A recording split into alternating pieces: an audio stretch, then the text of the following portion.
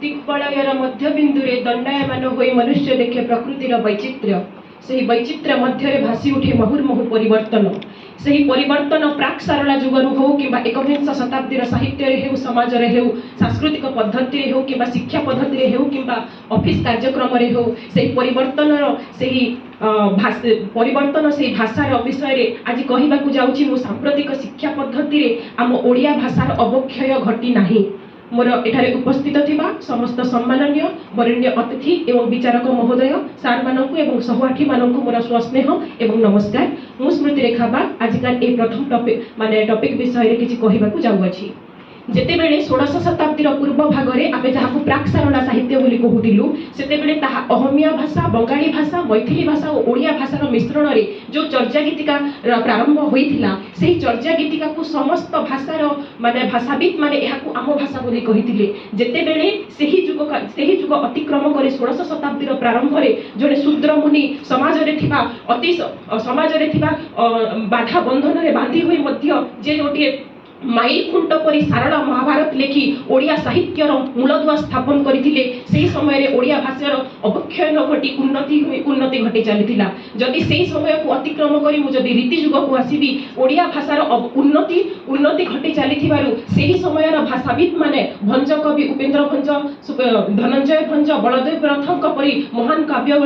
काव्यकार एवं साहित्यकार गुडाक ओडिया साहित्य को संस्कृत साहित्य सहित समान करिवा पई अलंकार करी गोटे अलंकार मंडित जड़े काव्य रचना करथिले से माने जहा द्वारा कि से जहा तांकर लेखा हेतिबा लेखा आजी जाए कहा पाखरे साहस नहीं कि ताकू ओडी इंग्रजी भाषा रे अनुवाद करि परिबे नहीं। आपण माने निजको प्रश्न करंतु जदि ओडिया भाषा को जदि अनुवाद करिवार क्षमता थांता ताहेले केबे मध्य गीतांजलि माने प्रथमे नोबेल पुरस्कार पाई पारि नथांता। जदि उपेंद्र भंजकर देखरे नलिनी नलिनी नलिनी रे पूरित भ्रमंती भ्रमरे भ्रमरे भ्रमरे ए शोभित ए भाषा को जदि आमे अनुवाद करिबाकू गले जो भाषार जो माधुर्य अछि से भाषार जो भावना अछि ता संपूर्ण भाबरे माने परिवर्तन हो जाउछि। तापरे सेही काव्य नारी जेतेबेले अलंकार रे मंडित होई चाली पारु नथिला झुंटी झुंटी चालुथिला से हार माळ गहना अलंकार रे सज्जित होई सेतेबेले से रेढाखोल रा पहाड़ उपरे जणे अंध कवि बइसी फुकी फुकी गाई चराइबा समय रे कहि देतिला कि प्राणी को आरत दुख अप्रमित देखु देखु केबा सहु मो जीवन पछे नरके पड़ी थाउ जगत उद्धार हेउ। ताले ओडिया भाषा अवक्षय हेला केमिति जेउठारे गोटिए अंध कवि बसी की कहूची कि मो जीवन नरक रे पड़ी थाउ नाइ के तो आसी की कहि नथिले। सेही समय रे कालीचंद्र भट्टाचार्य ओडिया उपरे गोटे पत्थर फोपाड़ी कहिथिले कि ओडिया एक स्वतंत्र भाषा नुह के कहिला। सेही समय रे ओडिया भाषा चेई उठिला नवजागरण आसिला माने ओडिया जाति सशक्ति हेला। से समय रे निजे खोजिले मो मां किए मो माटी किए मो ममता किए मो ओडिया भाषा किए। सेही समय रे आसिले मधुसूदन दास राधानाथ राय परी महान साहित्यकार लेखि गले रेवती लेखि गले बाबाजी नाटक लेखि गले पद्मवादी उपन्यास। सेही समय समाज से साहित्य रे थिबा से काव्यर नायक नायिका मानक बंचिबा को देहि नाही। सेही समय को अतिक्रम करी जेतेबेले एकविंश शताब्दी रे भारत स्वाधीन हे साइला परे आमे निजे जेतेबेले स्वतंत्र हेलु ओडिया भाषार आमे जेतेबेले सांप्रतिक शिक्षा पद्धति रे कथाटा कहिबा को गले ओडिया शिक्षा पद्धति रे एबे मोर माने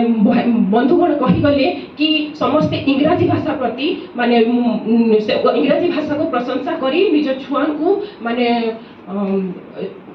ग्लोबलाइजेशन माने विश्वकीकरण हिसाब से ओडिया भाषा उपरे बापा माँ माने बेसी शिक्षा दौरान किए कहला सर आपण माने ओडिया भाषा को माने भुवनेश्वर रे थिबा कटक रे थिबा जो मानकर एलिट फैमिली शिक्षा जो मानकर अधिक धन संपत्ति प्रतिपत्तिशाली थिबा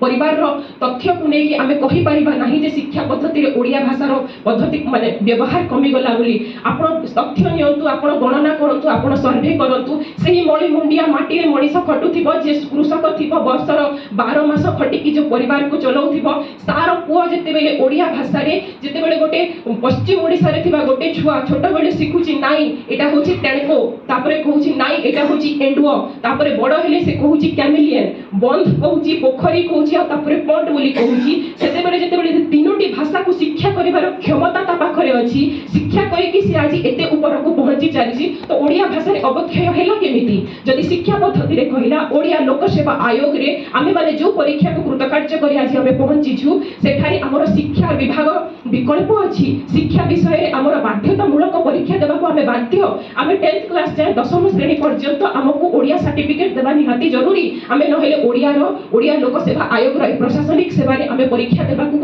माने इलिजिबल नुह आम मानकर तापरे कथाटा आसिला कि आम ओडिशा सरकार एफएलओ एसएलई आउट माने टीएलएस बोली कहते माने first language Odia second language English third language Hindi माने हिंदी की संस्कृत दैट डजंट मीन माने यह कहू नहीं कि यह कहू नहीं कि माने प्रथम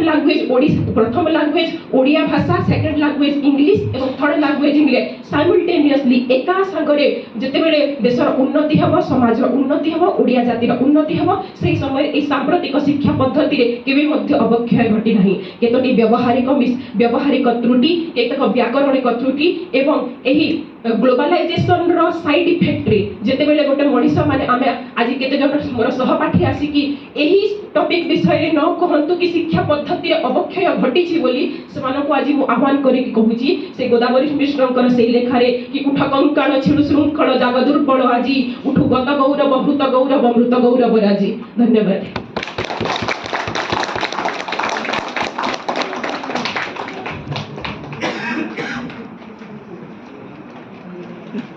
नेक्स्ट टॉपिक ऊपर आगे कहବାକୁ ଚାହୁଁଛନ୍ତି